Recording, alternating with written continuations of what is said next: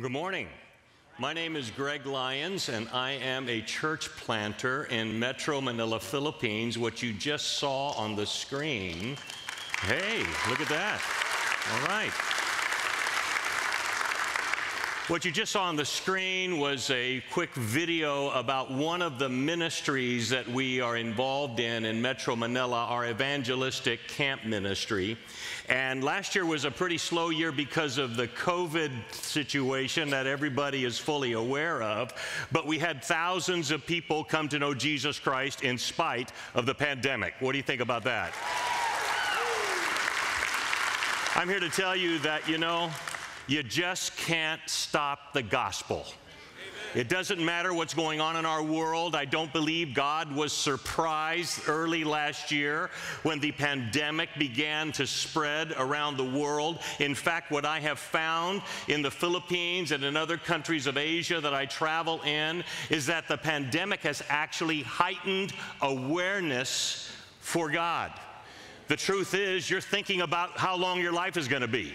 I mean, how many of you have ever got a cough and then you went and thought, man, maybe I need a test today, I mean, that's the world we live in today. Everybody's conversation begins with, oh, yeah, and COVID. Well, I'm here to tell you that it may start with that, but it can end with the gospel being shared with somebody. And that's what we are all about as we work in Metro Manila, Philippines. Now, Metro Manila is a little bit larger than Anchorage. I don't know if you know that. 25 million people in Metro Manila, okay? I was telling a class earlier today that the oxygen level here in Alaska is a lot better than in Metro Manila, okay? In Manila, we see the air we breathe, all right? And so I'm really on a high as soon as I landed here and gone around here. So if you find me acting a little loopy, it's partly the air, but it's mostly the Great Commission that motivates me. And that's why we're here to talk today. The gospel is moving in Metro Manila. Now, we have a very young country in the Philippines. 70% of our population is under the age of 25. 50% 19 and below. It is an incredible open door to the gospel, and I believe that God is doing something unique in the Philippines because God is raising up an army. If you think about it a minute and you follow the trend of the gospel, it began in Jerusalem.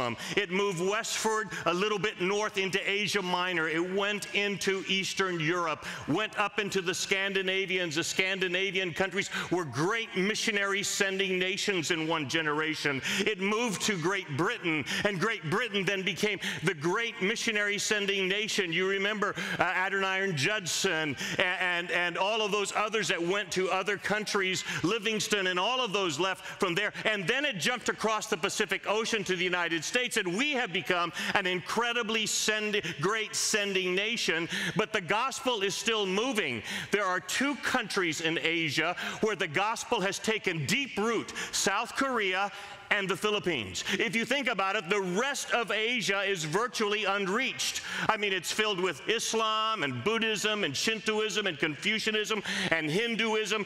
The wrong, false religions of our world is all located there. But yet these two nations God put his hand on, and it's not just a harvest. It is a great harvest of the gospel that's happening in these countries. And why is that happening? I believe God is raising up the next sending nations for this 21st century, and the Philippines will be the launching pad for the gospel in the days to come. I'm here to tell you that God is doing a great work there, and the camps have been able to do that. By the way, out on the table, we have a card. If you want a copy of that video, grab the card, and you can be part of what we're doing even in the Philippines. I'm going to talk to you about a story, an ancient story found in Numbers chapter 13. It's in the Old Testament. It's in the first 5 books of the Old Testament, but it's an incredible story of God's hand and people that had the opportunity to change the world that they lived in. Now, I want to start with a couple of questions. Your first question: if you were faced with a problem and knew that God was poised and ready to provide all you need to solve that problem, how would you respond to the problem? very differently, am I right? If you were presented an opportunity, not just any opportunity, but a life-changing opportunity, and you knew that God had prepared all of the resources you needed, all of the financing, all of the personnel, everything you needed, that if you just accepted the opportunity, you could change the trajectory of your life, how would you respond? There's a concept among the super wealthy that is called unlimited capital.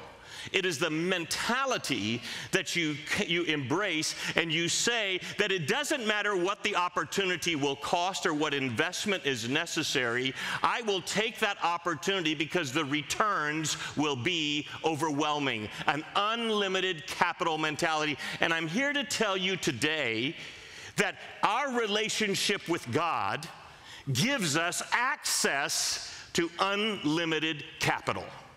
That we have the opportunity to do anything that God calls us to do, and God is honor bound to provide and lead us through that opportunity.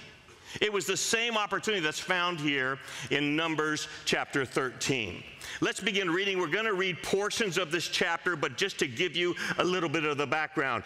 Numbers 13 is the story of when Moses sent the spies into Canaan to view the opportunity of conquering the land. And it begins, "And the Lord spoke to Moses, saying, Send men to spy out the land of Canaan, which I am giving to the children of Israel. From each tribe and of their fathers you shall send a man, every one a leader among them. So Moses sent them from the wilderness to Paran, according to the command of the Lord, all of them men who were heads of the children of Israel." Jump down to verse 21. "And so they went up and spied out the land from the wilderness of Zin as far as Rehob near the entrance of Hamath." And it continues on to describe all the places that they went within the 40 days. Look at verse 25. It says, "And they returned from spying out the land after 40 days. And now they departed and came back to Moses and Aaron and all the congregation of the children of Israel in the wilderness of Paran at Kadesh. And they brought back word to them and to all the congregation and showed the fruit of the land. And they told him and said, We went to the land where you sent us. It truly flows with milk and honey, and this is the fruit. Nevertheless, the people who dwell in the land are strong. The cities are fortified and very large. Moreover, we saw the descendants of Anak there. The Amalekites dwell in the land. The Hittites, the Jebusites, the Amorites dwell in the mountains, and the Canaanites dwell by the sea along the banks of the Jordan." Then Caleb quieted the people before Moses and said, "Let us go up at once and take possession, for we are well able to overcome it." Caleb and Joshua were the two spies out of the 12 that saw the incredible opportunity. Now, let me just give you a little bit of background. These spies and the children of Israel are the people that just came out of Egypt. According to biblical scholars, approximately 2 years has expired between the time they crossed the Red Sea to this part of history. So imagine, you can remember 2 years ago. You can remember what went on. If you were part of the children of Israel and you personally walked across the Red Sea on dry land and saw God crush the remaining superpower on the planet through his mighty power as they entered the sea and the sea consumed them, how would that affect your mind? These are the same people that experienced the 10 plagues of Israel and how that God rescued them and saved them from everything that happened. They went through the first Passover in Egypt. They understood and saw the mighty hand of God. But not only that, this is the same people that saw Moses go up to Mount Sinai and receive the 10 commandments. They saw the Levitical priesthood established, the tabernacle built. They experienced God providing their food miraculously through manna and quail. They had all of this in their recent history. It's not something that they heard from their fathers. They personally experienced it.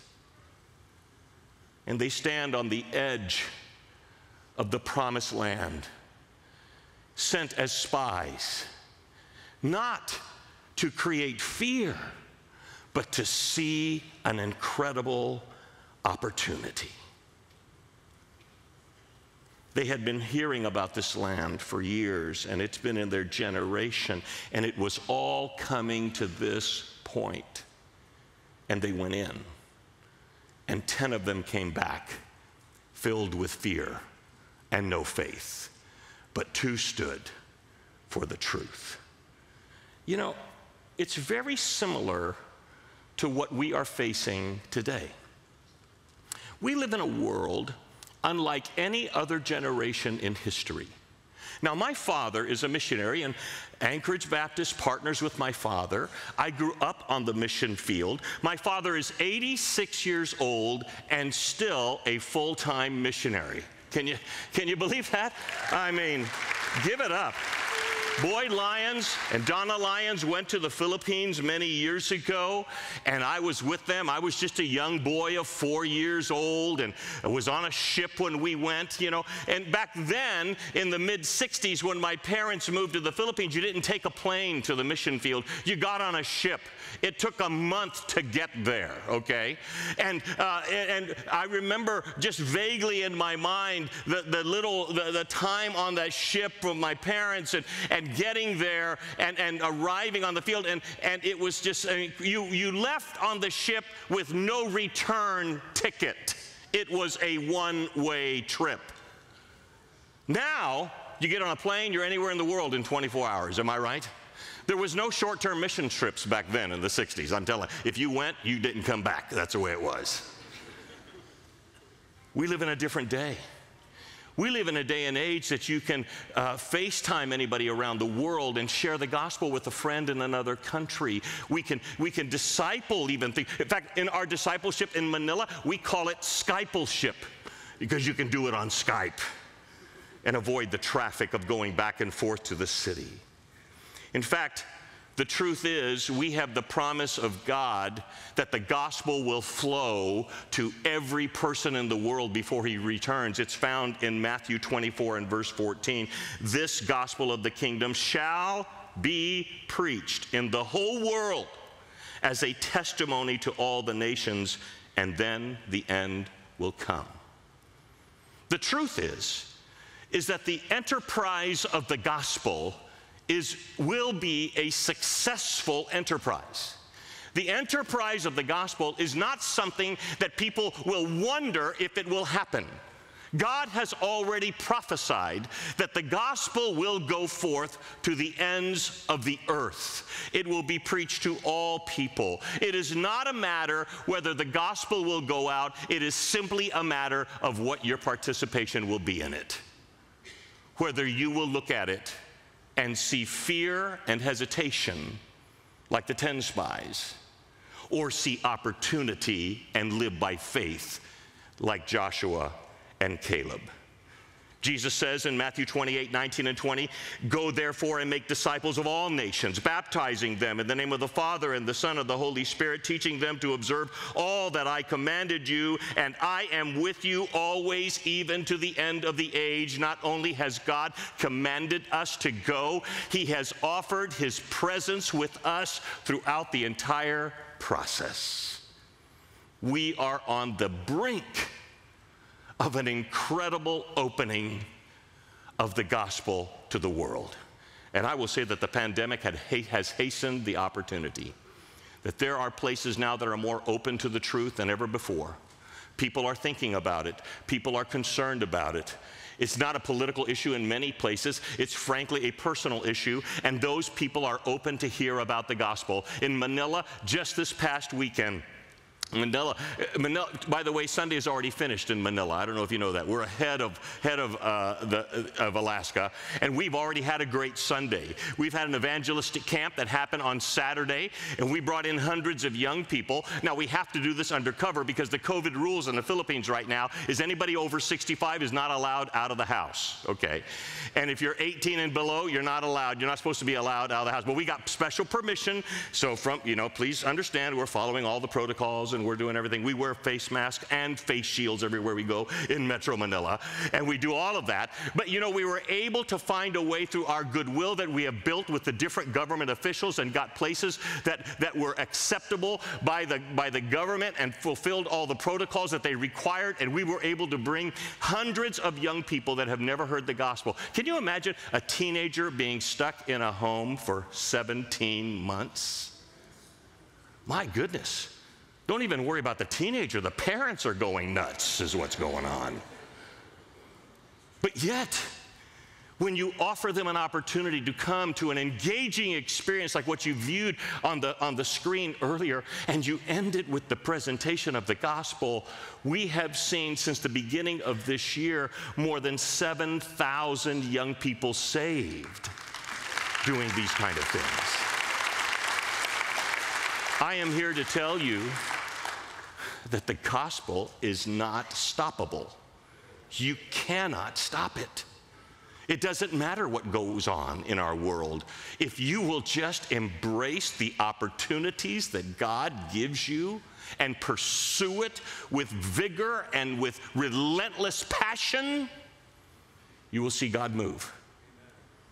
Unfortunately, I think most people don't see it that way. I think many Christians, in fact, kind of enjoy just sitting around and being at church. But I'm here to tell you, you were not saved to come and sit in a pew at church. You were saved to be part of the Great Commission. I want to share with you 4 simple things. 4 things how you can achieve God's greatest challenge today. The first one, and I'm pulling them out of this passage, and we'll move into chapter 14 briefly toward the end. But the first one is accept the call. Accept the call. Moses in verse 3 sent them out. God has given us a call in Matthew 28, 19, and 20. Some of God's call is more specific, as mentioned in Ephesians chapter 4 and 11 and 12, where God calls some to be pastors and teachers, and some to be evangelists, and some to be other things. And God has special call. I have one of those calls on my life. I believe that in every congregation, in every church, and even here at Anchorage Baptist Temple, that it is still God's purpose to call people to His work. And I would be very open with you today.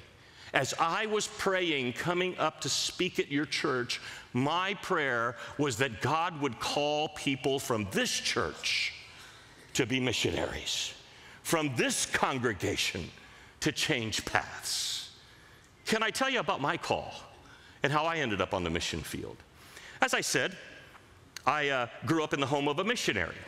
When I graduated from high school, I came to the States, and my dad is from a very small town in Iowa, southern Iowa. In the town near where my dad was born was called Bloomfield, Iowa. 2,500 people in this town, okay? So I come from millions in Manila to Bloomfield, Iowa. It didn't even qualify to have a Dairy Queen, okay?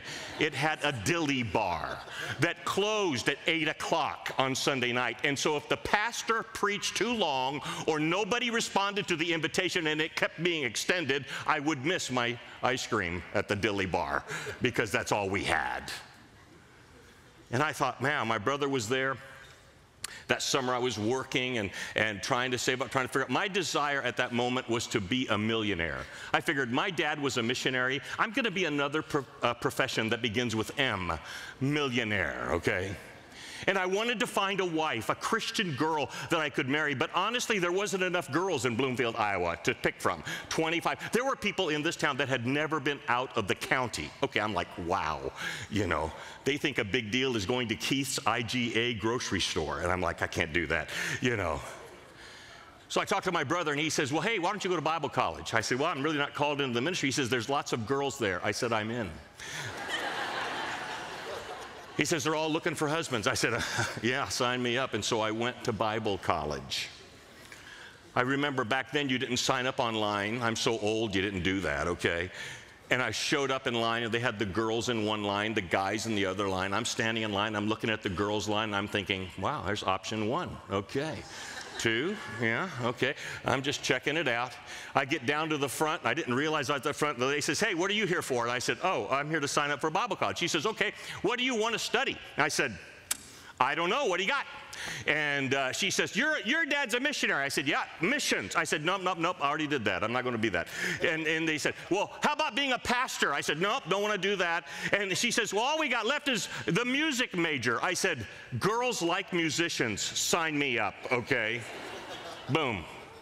And I was a music major. That's where I met one of your former teachers here, Eddie Bowden, who was my classmate in school. I don't know if you know Eddie. And Linda was in school there with us, and so was a music major, but I was there to find a wife. And in my freshman English class, this gorgeous girl with blue eyes, oh my goodness, sat down beside me, and I was done. I'd found her. Took me a while to convince her, but I stayed with her. She's with me today. Luann, where are you? I don't know where you're. There she is, over there, over there. Give it up for Luann. She's still as beautiful today as ever. She sat down beside me, and I finally got the nerve up to ask her out. We went out, our first date. She said, okay, don't ever do this, but I did this, okay? I told her I was going to marry her on the first date, okay? Now, in my defense, I had a list of qualities that I was looking at, and I was interviewing her the whole date, and I got to the end. She hit every one of them. I said, you're it, you know? She said, you are nuts. I don't want to be around you anymore. She said, well, what are you going to do? She said, you're going to be a missionary. I don't want to be a missionary. I didn't come to college to be a missionary. I wanted to be a youth pastor's wife or a pastor's wife or something like that. And I said, well, I'm not going to be a missionary. I'm going to be a millionaire. I said, you got to understand, if you hang with me, you're going to be dripping in jewels. Oh, man. She believed me, all right?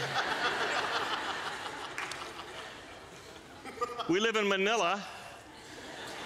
She drips. It's hot there, not in jewels, okay? It was after we got through college and we went to Colorado Springs. We were starting a business that I remember we'd gotten married. We had our first child, and it was my oldest son's first birthday. I don't know if those of you who have children, you remember that? That for your first child, your first birthday, it was incredible. I was wanting to say something profound to him as a new father, and I began to tell him about the great heritage that he had, and that his great-great-grandfather was a believer, and his great-grandfather was a believer, and his grandfather was a great man. He was a missionary. He planted hundreds of churches in the Philippines. And then I thought, what is he going to say about me? My mind just rushed into the future, and I thought, well, I could see him holding my first grandson on his knee. Surely he would name him Greg Jr., you know. He's got him on the knee, Greg Jr. He's telling about his great-great-great-grandfather and his great-great-grandfather. Oh, yeah, and your great-grandfather is a great man. He's a missionary. He planted churches. Oh, yeah, Grandpa Greg, he made a lot of money. Now, I'm not opposed to people making a lot of money. I like friends who make a lot of money, okay? That's all right there. But when I began to think through that, I thought, God, is that what you want me to do? And I realized at that moment that you really had only one life. And once it's spent, it's spent. And if you get to the end or the middle of your life and you start thinking and you say, man, I wish I would have done that when I was younger, then you may have been on the wrong path. And that's a serious reality to hit when you hit midlife or even when you turn into a senior. And I said, God, now my son, remember, my son's sitting on my knee, cake all over his face, and I'm having a conversation with God. And I said, God, I am not running from you. I am not a Jonah. I need to know if you want me, because if you want me, I will do it. And at that moment, I bowed my head and I gave my life to Jesus Christ to be a missionary. And I tell you what, I had to go talk to Luann, because I had made a promise to her. And I said, hey, honey, we're not going to be millionaires. We're going to be missionaries. And by God's grace, she said, well, I'm not called, but I married you and I'm with you. So if it's Manila, I'm in. And it was a year later, after going back to Bible college, because, I didn't tell you that I flunked out the last year, because I already got married. I didn't need to finish, you know. And I was done with that. So I had to go back to Bible college and finish up, get our missionary qualifications. And she came to me and she said, I'm in. God has touched my heart. We've been missionaries now for over 35 years. I tell you what. And if you were to ask me today if I'd change anything, I would say this: I wouldn't change anything. It's been an incredible ride with God. It's like God has got me on this bus, rushing me through Metro Manila. Every once in a while, he pulls up, kicks me off the bus, says, Lyons, go do something there. And we do something. We did the camp, and it exploded on us. We lost control of it, you know. And I'm having a great time. He pulls me back on the bus, and boom, we go off. And it's been an incredible adventure. I wouldn't trade it for the world. If you're looking for a life that would be an incredible adventure with God, then you ought to be a missionary. I'm going to tell you. Now, I'll be honest, we can't take all of you at once. You know, just not enough room on the bus, okay? But I'll take some of you, because God is still calling people today. The first thing to achieve God's greatest challenge is accept the call. Second, Moses activated leaders. Moses identified and empowered the leaders in verses 1 and 3 of the passage. God has called people, and maybe as I am speaking, already in your heart, the Holy Spirit is just pricking your heart, saying, you could do that. You could be a missionary. You know what you need to do? You need to activate that in your heart. You need to embrace it. You need to say, yes, I will go. Jesus said in Matthew 9:36-38, when after Jesus had gone to all the villages and all the cities in the region, had preached the gospel of the kingdom, and he viewed the villages, and he said, the sheep are without a shepherd. He said, go and pray the Lord of harvest that he would call men into his harvest, because the harvest is plentiful and the laborers are few. I'm going to ask you this question. If God were to call Anchorage Baptist Temple to win one other city other than Anchorage, and if God were to put it on your shoulders to reach Metro Manila with the gospel of Jesus Christ, a city of 25 million people, how many missionaries would you send? 1? 10? Let me put this in perspective. 25 million people. If we had 1,000 churches, all of them with an attendance every weekend of 1,000 people, you would have 1 million people going to church in Metro Manila. That's a lot of people, right? Do you know how many would not be in church? 24 million. Do we need more missionaries there? Absolutely. God is wanting you to give your life to him, to be in his work. Activate leaders. I go around and preach, and I've learned for years of being a missionary that the answer to the missionary problem is not more money. God has plenty of money. You know what the answer is? It's more people. It's more missionaries. Because as more people surrender and give their lives to be missionaries, to be pastors, to be gospel trainers, then God will provide all the finances that you need. You don't have to worry about it. You don't have to live in fear. God is in control of that. Activate leaders. Thirdly, Assess the opportunities. When Moses called the leaders, when Moses activated them, he then sent them out into the land of Canaan to look at the opportunities. You know, have you ever thought about the opportunities around you? I want to give you 3 simple areas to consider. Personally, who has God placed around you? Who you're working with? You have a boss that is in need of the gospel. You know, the boss that really irritates you? Anybody ever have a boss that you're like, oh my goodness, is he coming back today, you know? And you're all upset, you know. I'm not talking about the pastor because I know he's out of town, okay?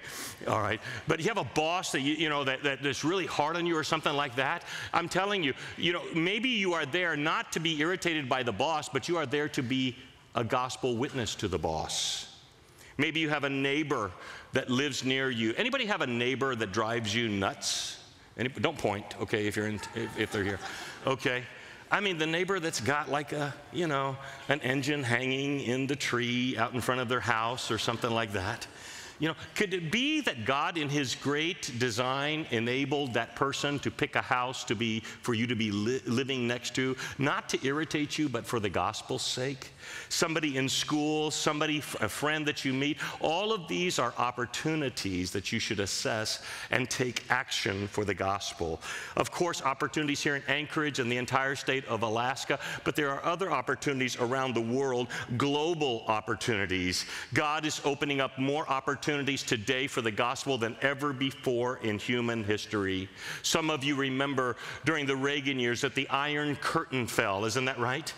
And that God opened up the entire eastern bloc of countries to the gospel. And now we have missionaries in there. Years ago, when I became a missionary, the statement that missionaries would say, please help us get to the field because the doors are closing. Now what we're saying is we need more missionaries because more doors are opening.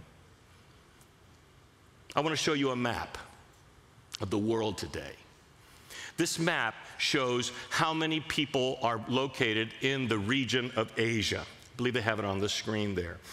There are more people in Asia than anywhere on the planet. 1 out of every 2 people in the world live in Asia. There's more people from the area of the Middle East to the Pacific Rim and from Japan and Korea down to Indonesia than anywhere else on the planet. It is an incredible opportunity. There are Buddhists that are moving from Myanmar to Malaysia to work that God has unlocked the gospel to them. There are people that are having unrest even in countries like Thailand, where the young people are raising up and are frustrated with Buddhism and are asking for more answers. Do you know about the country of Cambodia? Cambodia, 25 years ago, had less than 0.5% Christian, but in 25 years, it is now numbered in the top 10 fastest growing Christian communities on the planet, nearing 4%. Yes. Why is that happening?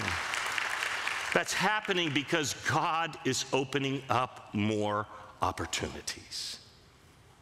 There's an ASEAN Association of Southeast Asian nations where they are allowing people to move within countries just with an ID that is being established in Southeast Asia. Opportunities are over the top. One of the passions that we are working on right now is the city of Bangkok. Now, I'm a city missionary, okay? I don't live in a grass hut. If I get 20 minutes away from a Starbucks, I could have convulsions, okay? That's where I'm at. So I like big cities. Bangkok, Thailand, one of the great cities of our world. My wife and I were going there on the way to Cambodia one time, and I have a friend who's a businessman there.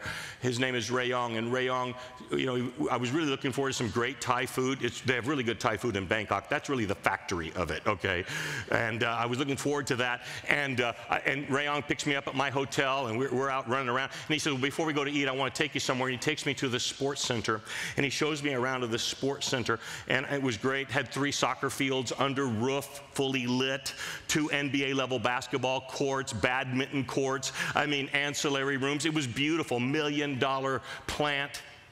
And we looked around there, and he takes me to another one, and about that time, I'm getting hungry. I'm ready for dinner, you know, and we're looking around the second sports center. I said, Rayong, this is great. I said, but I don't know if you understand. I'm not going to be a member of your sports center. I don't live in Bangkok. I live in Manila. He says, I know. He says, you're missing the point, Greg. I said, help me, clue me in. What is the point?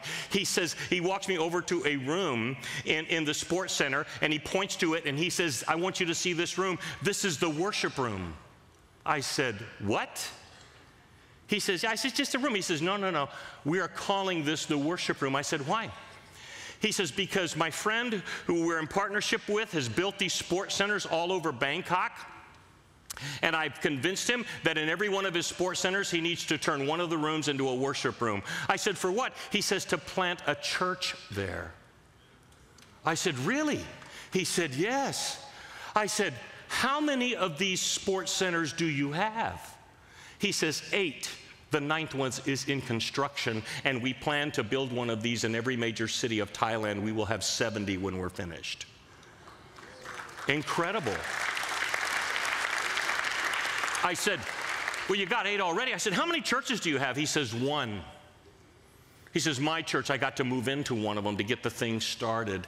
And I says, how come you don't have churches in the other sports centers? He says, I've been waiting for you to come because I'm here to ask you to send missionaries. Help me find church planters. You're the only church planter I know. We made a video of his appeal, and you can see the sports centers of what we're talking about. You want to see the video? We're going to show the video about the Thai Surge opportunity. If you could play the video.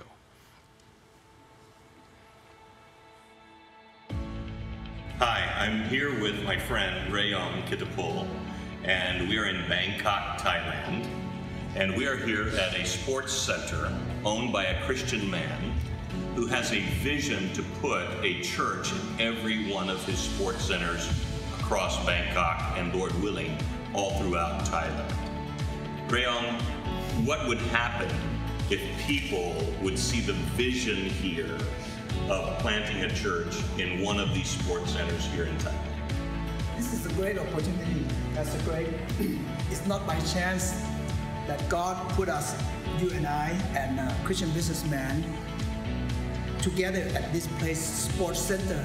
It's in the middle of the community that you can do so many outreach, you can do so many interactive programs, you can do something live, something giving to the community through the sport. What kind of population is around this area? More than 500,000 people in this area. Imagine every sports center that, if we set it up, will be a place of worship, oh, wow. A place to serve the community. That would be wonderful. That would be wonderful, yeah. We're praying that God will call more pastors, yes, even missionaries, to come and yes, reach the community right in each of these sports centers with the gospel of Jesus Christ. Please send us some missionary from Philippines. Come partnership with us in terms of helping us in sport outreach or any other area that we're not good at. Partnership with us, train us and teach us to reach out throughout Thailand community. Start with using this sports center. Please pray for Thailand and what the work that God is leading Rayong and Global Surge in doing. Thank you. In Thailand we call ขอบคุณครับ. Thank you very much.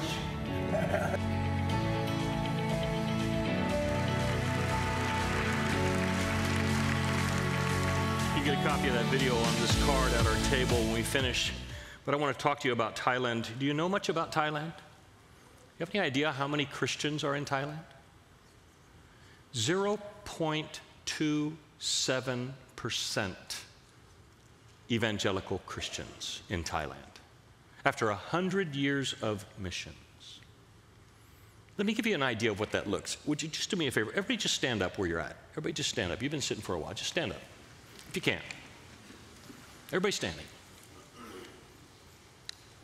If this congregation was in Bangkok, Thailand today, let me show you how many people of this number would be believers in Jesus Christ, okay?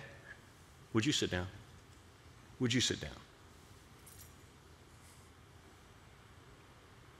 If you lived in Bangkok, Thailand today, and you are standing, you would likely be a Buddhist without Jesus Christ, and most likely would have never even heard the name, except as a curse word in the movies, of Jesus Christ. Why am I so passionate about missions? I am unwilling to let the 10 million people in Bangkok, Thailand go without having a shot at the gospel. Now, I have preached across the United States for a couple of years about this opportunity. And I've had one couple from Kansas who committed. So I got tired of talking to Americans, okay? Sorry. And we've raised up 10 Filipino missionaries and 2 Africans from Kenya that are working on the team in Bangkok, Thailand, but we have room for more. I need 20 new missionaries for Bangkok, Thailand today to get the gospel to them. Come for a couple of years. Come for 3. Come for 1. Come on a mission trip, for heaven's sakes, and tell someone about the gospel. You might say, well, Greg, wait a minute. After 100 years of missions and only 0.2% are believers, it must be tough in Thailand. I'm here to tell you, it is tough in Thailand. But I look at it from a different perspective. There are so many lost people in Bangkok, Thailand. By accident, we ought to win some to the Lord. Good grief. I mean, just come have dinner with somebody and tell them about Jesus. You may win them to the Lord and change the trajectory of their life. It's time, my friends, to move the needle in favor of the gospel. Please have a seat. Assess the opportunities. I need you.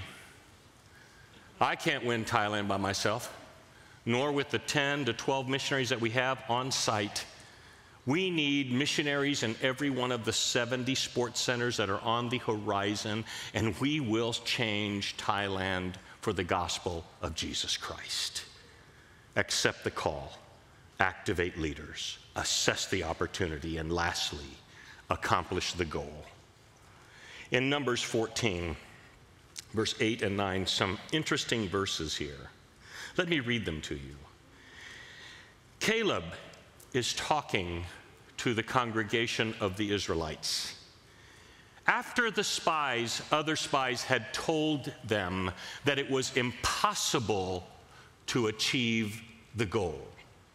And he says this, if the Lord delights in us, then he will bring us into this land and give it to us, a land which flows with milk and honey. Only do not rebel against the Lord, nor fear the people of the land, for they are our bread. Their protection has departed from them, and the Lord is with us. Do not fear them. I'm here to tell you that if you surrender to the call and choose to accomplish the goal of the gospel, God is with you and you will achieve the goal. Embrace the courage to surrender. Engage financially. We need help planting these churches. By the way, it costs $6,000 a year to help plant a church in Thailand. We need to plant 8 of them in 2021 and 2022. So we're asking God for $48,000 to enable us to accomplish this goal. And then enlist personally. Get into the game. Do something for the gospel. Hey everybody, Pastor Ron here. Thanks for watching our YouTube channel. Here at ABT, we make a big deal about following Jesus. Make sure that you subscribe and hit our notification bell so that you don't miss any of our upcoming video content. Also, if you'd like to support this ministry, please click Donate Now. Thanks for watching.